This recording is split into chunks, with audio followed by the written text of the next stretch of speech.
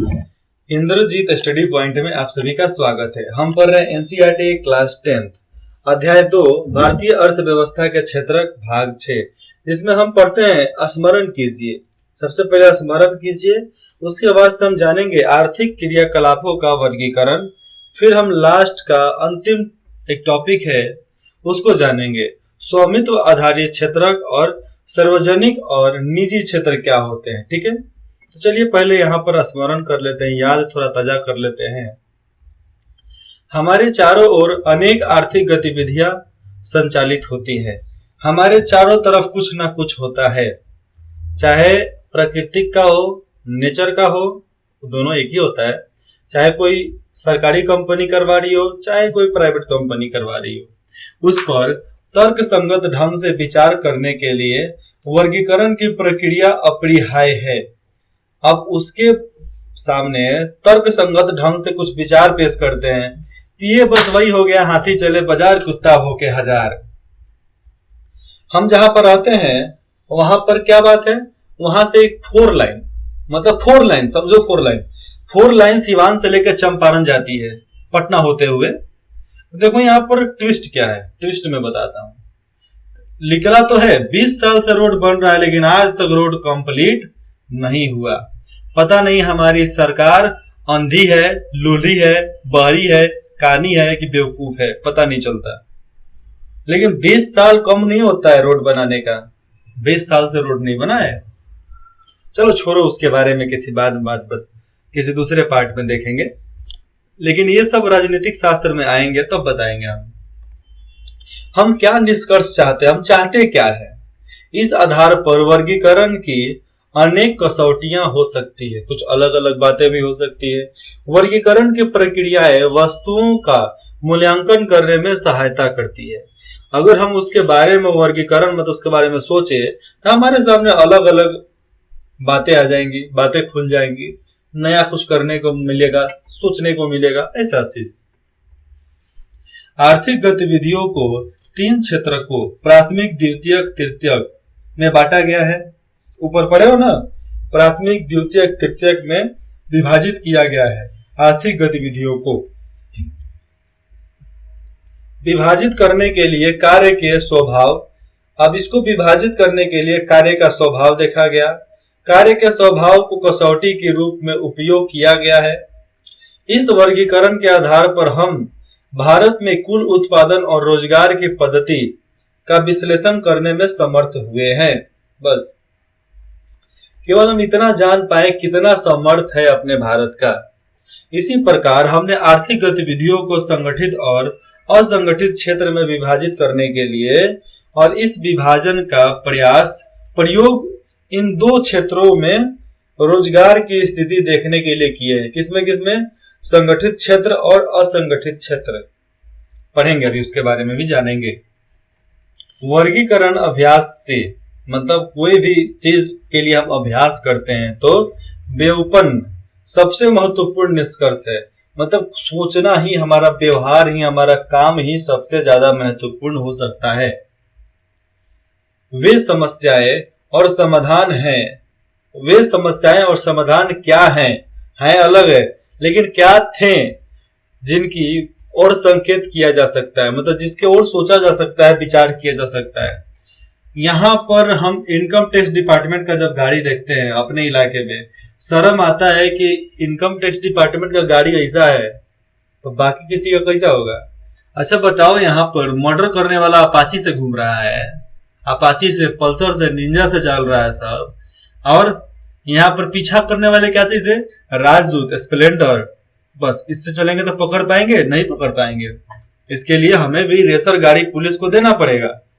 अब बाकी सब फॉर्च्यूनर, BMW से, मर्सिडीज से भाग रहे हैं और हमारी पुलिस क्या चीज से पकड़ रही है, जीप से, टेम्पू से, पैदल, ट्रक से। पकड़ाएगा कभी? नहीं पकड़ाएगा ना। इसके लिए सरकार को भी सोचना पड़ेगा, उन लोगों के लिए बारे में भी। लेकिन ये उस सब का टॉपिक नहीं है, अलग टॉपिक है, तो इसके बारे में बाद में देखते हैं।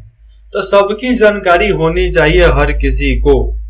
अब बिना जानकारी लिखे और उसको समझे कुछ नहीं किया जा सकता है। तालिका 2.4 में देखिए, आर्थिक क्रियाकलापों का वर्गीकरण इसमें बताया गया है।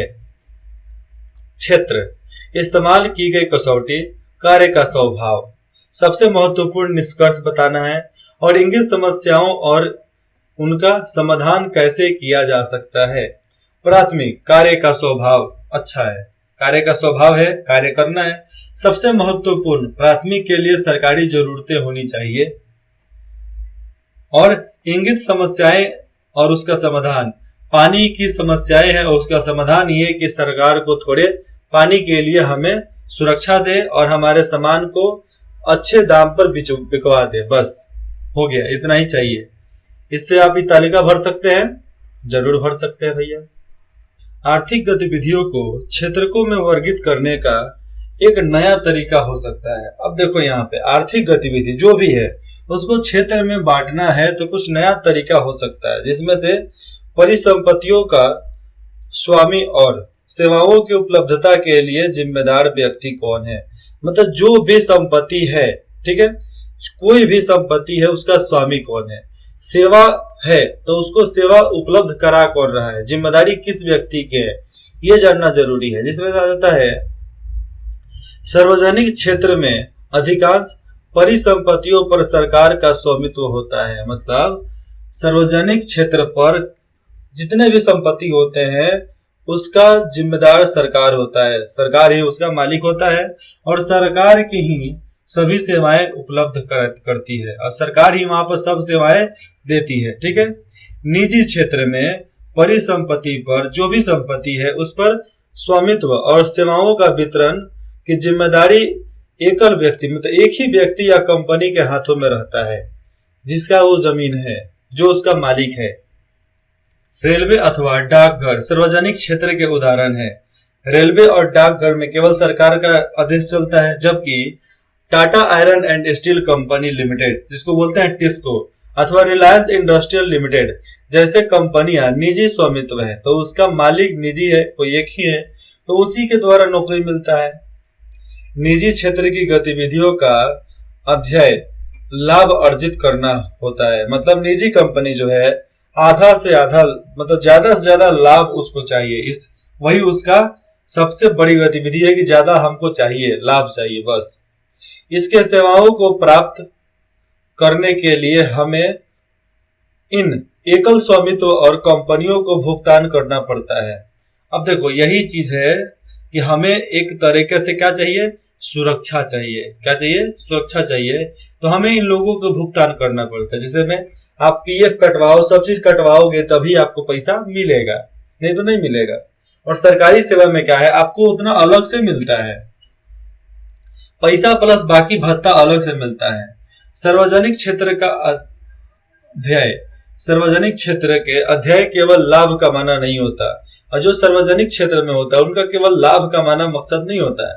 सरकार सेवाओं पर किए गए व्यय की भरपाई करों या अन्य तरीकों से करती है। अगर सरकार अब जितना पैसा खर्चा कर रहा है उसका भरपाई कहां से करता है, लोगों से कर लेकर, अन्यथा कुछ अन्य तरीके होते हैं जिसके वजह से। आधुनिक दिनों में सरकार सभी तरह की गतिविधियों पर व्यय करती है। जो आज की दुनिया हो गई है इसमें सरकार हर चीज पर व्यय करती है, हर चीज पर व्यापार करती है। ये गतिविधियां क्या है, सरकार ऐसे गतिविधियों पर व्यय क्यों रखती है, मतलब सरकार ऐसे गतिविधियों पर कर्ज क्यों लगा, मतलब कर क्यों लगा देती है, टैक्स क्यों लगाती है, ज्ञात करें। कोई भी गतिविधि वाला काम हो गया उस पर टैक्स लग जाता है। कई ऐसी चीजें हैं जिनकी आवश्यकता समाज के सभी सदस्यों को होती है। मतलब हर चीज की जरूरत समाज के हर सदस्यों की जरूरत होती है। जैसे नमक, साबुन, शैम्पू, है कि नहीं, रोड, बिजली, पानी जरूरत है तो इसको मुहैया तो करवाना पड़ेगा।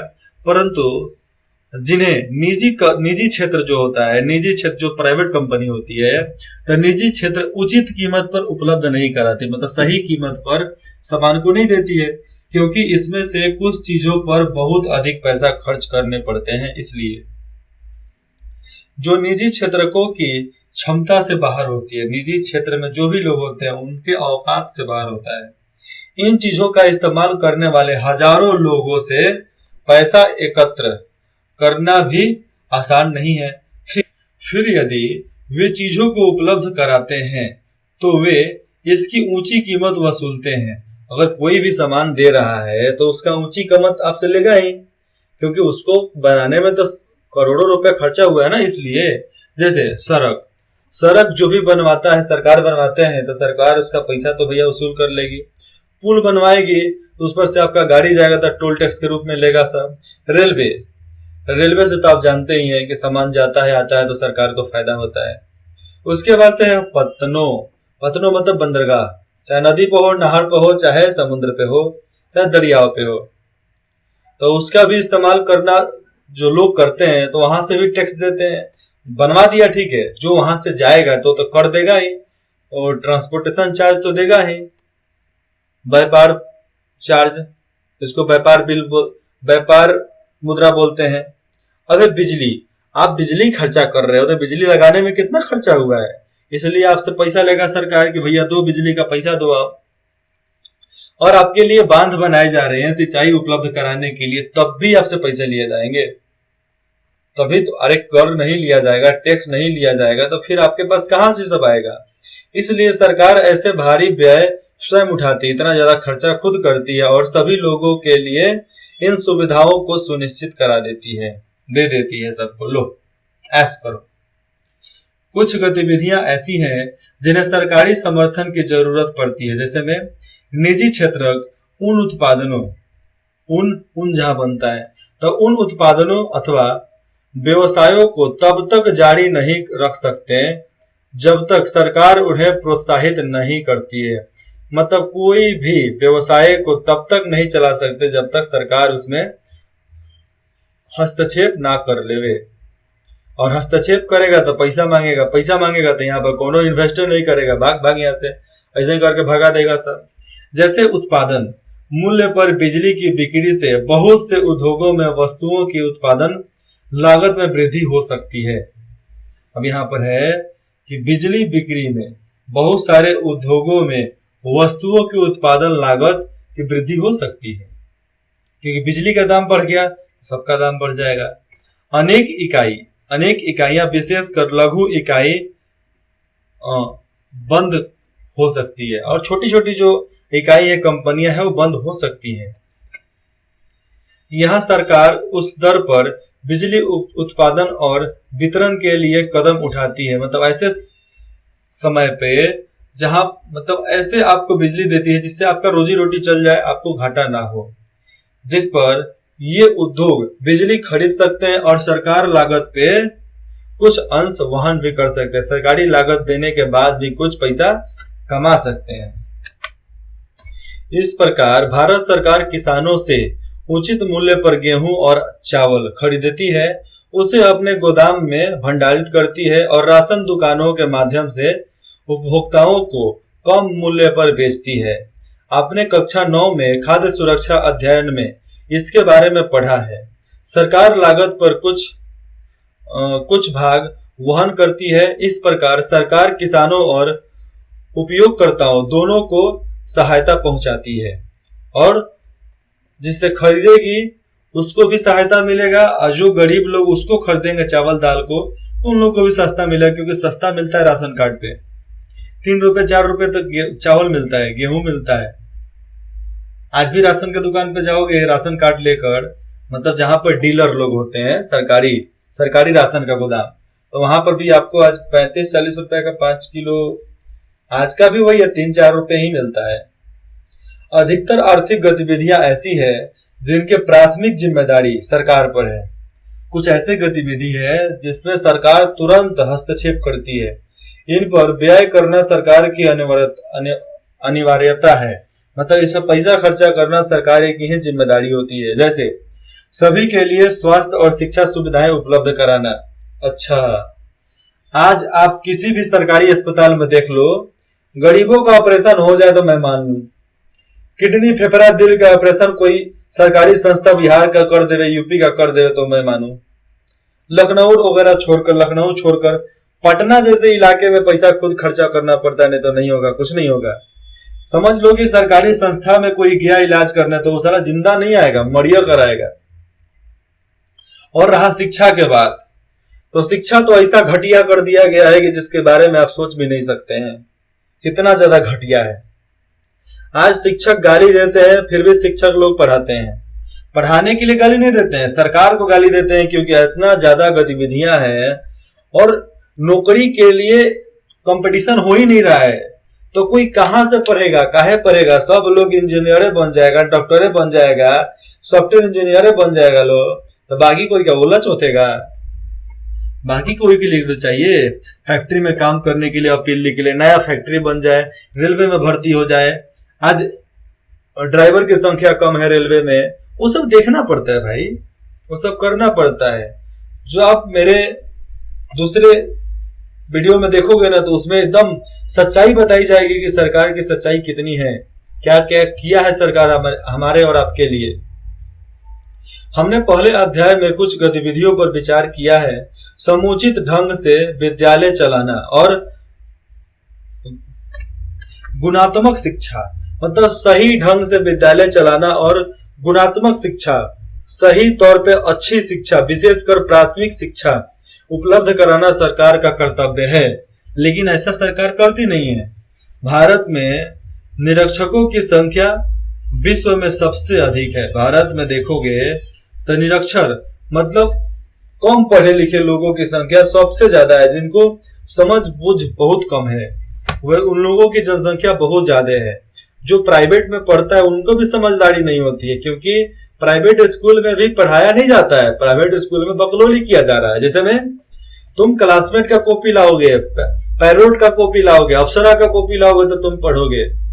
काहे लाएंगे? तुम्हारे बाप कमा के देकर गए हैं क्या कि हम लाएंगे?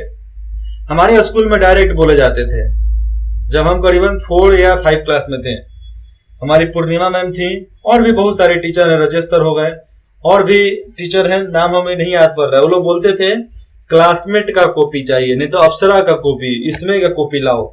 हम एक बार आकर घर पे बताएं, पापा जी से बोले, पापा बोले कि नहीं, किलो वाले कॉपी पढ़ो, कोई टेंशन नहीं है, जो बोलता है बोलना कि पापा नहीं खरीद कर दिए।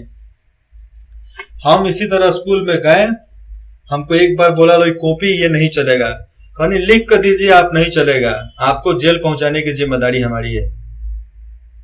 3rd क्लास में बोले थे, श्रुति मैम थी, तो वो स्कूल छोड़ के भाग गई, शादी हो गया उनका। उसके बाद पूर्णिमा मैम से एक बार बोले थे, तो वो बोल रही है ठीक है तुमको जो जिस चीज पर लिखना है लिखो। एक और हिंदी की टीचर थी, रीतिका की रीता नाम था, तो वो भी इस चीज के लिए मारती थी कि हाँ तुम लोगों को अच्छा कॉपी लाना है। हम कहते हैं हम कॉपी लाने वाले नहीं, हम जो कॉपी पर लिखते हैं उसी कॉपी पर लिखेंगे और आपको चेक करना पड़ेगा। वो 40 रुपए का एक कॉपी खरीदते हो, 80 रुपए का 8 कॉपी होता है किलो के भाव से। तो हम किलो वाला कॉपी का नहीं इस्तेमाल करेंगे कि हम चिकन कॉपी का इस्तेमाल करेंगे? बाप मतारी का पैसा भी थोड़ा बचाया करो सब यार। इसलिए स्कूल में हमेशा झगड़ा होते रहता था हमसे, झगड़ा नहीं बहस हो जाती थी कि नहीं हम ये सब नियम नहीं मानने वाले हैं, फालतू का नियम हमसे नहीं चलेगा। इस प्रकार हम जानते हैं कि भारत के लगभग आधे बच्चे कुपोषण के शिकार हैं, आधे बच्चे कुपोषण के शिकार हैं, और उनमें से 1/4 गंभीर रूप से बीमार हैं। आधे बच्चे कुपोषण से शिकार हैं। क्यों? क्योंकि अच्छे तरीके से उनको दवा सुई नहीं हो पा रहा है। बीमार किस लिए हैं? क्योंकि पढ़ाई को उनके ऊपर थोप दिया गया है। क्यों थोप दिया गया है? एक प्राइवेट स्कूल का बच्चा देख लो, 2 क्लास से सेकंड क्या यार, 1st क्लास से लेकर 8th क्लास तक ले बच्चे का करीबन 8 साल वो बच्चा फेस करता है एक बोझा, भारी भरकम बोझा। आप एलकेजी का यूकेजी का बैग उठाकर देख लो बच्चे का, इतना भारी बैग, उसके शरीर से भारी तो बैग होता है। तो वैसे अपने बच्चे को बकलोल ना बनाओ, बच्चे को समझदार बनाओ। इसलिए ऐसे स्कूल में भेजो जहां पर पढ़ाई अच्छा हो, लेकिन वहां पर बैल ना बनाया जाए, इंसान बनाया जाए बच्चों को। हमें शिशु मृत्यु दर के बारे में पढ़ना है। ओडिशा 41 पर है, 41 बच्चा 100,000 में से मरता है, अथवा मध्य प्रदेश में 1000 में से 47 का मृत्यु हो जाती है शिशु का। तो शिशु दर विश्व के कुछ निर्धन भागों से अधिक है। अब शिशु दर कुछ भागों से हमारे क्षेत्र में ज्यादा है। सरकार को भी मानव विकास के पक्षों जैसे सुरक्षित पेय जल की उपलब्धता, निर्धनों के लिए आवासीय सुविधाएं और भोजन एवं पोषण पर ध्यान देने की जरूरत है कि हम उसे भोजन दें, अच्छा सुविधाएं दें और अच्छी तरीके से पानी पीने लायक पहुंचाएं हर जगह पे। आज आपको मैं बता देता हूं, अभी आप क्लास 10th में पढ़ रहे हो तो आपको जानना जरूरी है कि आज के डेट में आप कोई भी दवा खाते हो उसको पहले तूड़ कर पहले उस पर ऊपर से चुंबक है ना, चुंबक को लगाओ। जैसे मैं गैस का गोली, आयरन का गोली, चुंबक लगाओ, उसमें से आयरन आकर सट जाएगा आपके पे। अब पानी लेकर जब रगड़ोगे उसको, उस गोली को, तो आपको साफ साफ दिखेगा कि वो लोहा का गोली है। आयरन का मतलब ये लोहा खिलाते हैं हमको। लेकिन इतना करने के लिए हिम्मत चाहिए, मरने कटने की हिम्मत चाहिए, तब इन लोगों को हटाया जा सकता है। ऐसे कुकर्मी समाज को खराब करते हैं। सरकार का यह भी कर्तव्य है कि वह बजट बढ़ाकर अत्यंत निर्धनों की और देश के पूर्णतः अपेक्षित भागों की देखभाल करे। सरकार का यह कर्तव्य होता है कि बजट बढ़ाओ और हर चीज पर नियंत्रण रखो और हर चीज के पूर्णता के अपेक्षा आप हर भाग में देखो कि कहां कहां क्या कमी है, उसको पूरा करो। एक साल में रोड बनता है और अगले साल तक खराब हो जाता है, तो ऐसे रोड का क्या फायदा? लात मारो ऐसे रोड का, लात मारो ऐसे विधायक सरकार का, सांसद का, जो जुतियाओ उन लोगों को जो रोड बना रहे हैं, तुरंत खराब हो जा रहा है। सारांश, इस अध्याय में हमने आर्थिक गतिविधियों को कुछ सार्थक समूहों के विभाजित करने का तरीके को अध्ययन किया है। इसका एक तरीका यह प्रशिक्षण करना है कि गतिविधि प्राथमिक, द्वितीयक और तृतीयक क्षेत्र में से किसे संबंधित है। भारत के विगत 30 वर्षों में, भारत के पिछले 30 वर्षों के आंकड़े प्रदर्शित करते हैं कि यद्यपि जीडीपी में सबसे अधिक योगदान तृतीयक क्षेत्रों में उत्पादित वस्तुओं और सेवाओं का है। जीडीपी को बढ़ाने का सबसे मेन कारक है तृतीय क्षेत्र नौकरी का। लेकिन रोजगार अधिनियम, रोजगार अधिकांश प्राथमिक क्षेत्रों में ही मिलता है। सबसे ज्यादा रोजगार प्राथमिक क्षेत्र में मिलता है। हमने यह भी देखा है कि देश में रोजगार के अवसरों में वृद्धि के लिए क्या किया जा सकता है, कैसे वृद्धि किया जा सकता है। दूसरे वर्गीकरण में हम संगठित या असंगठित क्षेत्रों में काम करने वाले लोगों पर विचार करते हैं। अधिकांश लोग संगठित क्षेत्रों में काम कर रहे हैं और उनके लिए संरक्षण अनिवार्य है। हमने सार्वजनिक और निजी क्षेत्रों की गतिविधियों के बीच अंतर का अध्ययन किया है। देखें कि सार्वजनिक गतिविधियों को कुछ निश्चित क्षेत्रों पर केंद्रित करना अनिवार्य क्यों है। ठीक है, ये हमारा सारांश है जो आपको जल्दी से पढ़ के मैंने बता दिया। अब आगे आ जाते हैं क्वेश्चन आंसर के बारे में पूरा करते हैं। ये फिलिंग द ब्लैंक्स है जिसको आपको पूरा करना है। ठीक है, भरना है, इसमें सही विकल्प भरना है, चुन चुन कर भरना है। जिसमें सेवा क्षेत्र में रोजगार के उत्पादन के सामने डैश अनुपात में वृद्धि चाहिए। किसमें वृद्धि हुई है कि नहीं हुई है? फिर से समझो, सेवा क्षेत्र में रोजगार में, सेवा क्षेत्र का जो रोजगार है उसमें उत्पादन के सामान्य अनुपात में वृद्धि हुई है, क्योंकि बहुत ज्यादा बढ़ा है सेवा। तो ऐसा ही भरना है, टिक लगा दो, नहीं तो इसमें भर दो। उसके बाद से है यहाँ पर ऑब्जेक्टिव है, मतलब सही उत्तर लगाना है। सार्वजनिक और निजी क्षेत्र आधार पर विभाजित, सार्वजनिक और निजी क्षेत्र आधार पर विभाजित कैसे किया जाता है? रोजगार और शर्त, आर्थिक गतिविधियों के व्यवस्था स्वभाव गलत, उद्यमों के स्वामित्व गलत, उद्यमों में नियोजित श्रमिकों की संख्या गलत। पहले का नंबर सही होगा, रोजगार की शर्तें। उसके बाद से आपको आ जाएगा निम्नलिखित में मेल करना है। इसमें असिंचित भूमि, असिंचित भूमि से मेल करना है तो किसमें करोगे? यहां पर करोगे ना, सरकार द्वारा नहरों का निर्माण। उसके बाद से विषय की पहचान करें और बताएं क्यों। इसका कोई जरूरत नहीं है, कोई इसमें हाथ भी मत लगाना, लाभ भी मत लगाना। 5 नंबर का भी कोई टेंशन नहीं लेने का, हटा दो इसको। 6 नंबर प्रश्न और क्वेश्चन है जो यहां से नहीं ही पूछे जाते हैं। आप इसको नहीं पढ़ो तो अच्छा है, क्योंकि लेकिन एक बार इसको ध्यान जरूर देना, इसको सॉल्व करने की सोचना जरूर, क्योंकि मेरा मकसद कभी भी आपको लेबर बनाने का नहीं है। हम आपको एक इंसान बनाना चाहते हैं, और इंसान बनाने के लिए आपको समझदार बनना पड़ेगा। और समझदार कब बनोगे? ऐसे क्वेश्चन आंसर पे नहीं, बुक पढ़कर क्वेश्चन बनाओ और उस क्वेश्चन का आंसर लिख दो। एक बार बुक से क्वेश्चन बनाओ और उस क्वेश्चन का आंसर साथ में लिखते जाओ। जिस चीज की भी इज्जत करते हो, जिसकी ज्यादा इज्जत करते हो, उसका कसम खा लो कि तुमको एग्जाम में कभी कोई फेल नहीं कर सकता। किसी की औकात नहीं है कि आपको कोई फेल कर देवे। ये बात हमें मेरे स्कूल में सिखाया गया होता तो आज हम हमेशा फर्स्ट डिवीजन से पास होते। लेकिन कोई बात नहीं, फर्स्ट ना सही तो हम फेल भी नहीं थे, मीडियम थे, हम 50% में आते थे हमेशा। आज मेरा 7 साल स्कूल का हो गया था, 8 साल नहीं 10 साल हम एक स्कूल में पढ़े हैं, लेकिन मेरा रोल नंबर कितना था? 18, 19, 20, 18, 19, 20। इससे ना ऊपर जाएगा ना इससे नीचे जाएगा। एक बार मैंने एग्जाम में कुछ नहीं लिखा, ठीक है, मेरा रोल नंबर कितना पाया? 20। एक बार मैंने कुछ लिखा तो रोल नंबर कितना आया? 18। हमने सोचा भैया चलो मैनेज करके चलते हैं, किसी को कितना आगे जाना है जाने दो। सबसे बड़ी पूंजी क्या है? आपका स्वास्थ्य होना, आपका शरीर ठीक होना। सबसे बड़ी पूंजी क्या है? आप इंसान बनते हो। सबसे बड़ी एक और चीज है कि आप सब गतिविधियों में बराबर की भूमिका दो। कोई जरूरी नहीं है कि आप उसमें सफल ही रहो, केवल आप उसमें अपनी भूमिका दो। हम 2 चीज में नहीं दे पाए क्लास में, एक सिंगिंग एक डांसिंग, 2 चीज में नहीं दे पाए, क्या कि हमारे मित्रगण ऐसे लोग थे, अरे नाच गाना तो लड़कियों का काम है, लड़कियों का काम हम लोग करेंगे। इसीलिए दिमाग में बैठ गया था, हम भी नहीं सीख पाए और ना वो भी लोग सीख पाए। आज भले बारात में ठुमका लगा लेते हैं, अलग बात है। चलिए इसके अगले अध्याय में हम पढ़ेंगे अध्याय 3, जिसका नाम क्या है? अध्याय 3 है मुद्रा और साख। ठीक है, इसमें जानेंगे कि मुद्रा कितने प्रकार के होते हैं और कैसे कैसे उसको बांटा जाता है।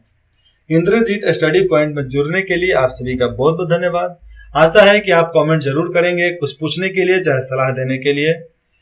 कमेंट करने के लिए आपका बहुत बहुत धन्यवाद। लेकिन विद इन 24 आवर 24 घंटे के अंदर इंद्रजीत स्टडी पॉइंट की टीम आपको संपर्क कर लेगी। ओके।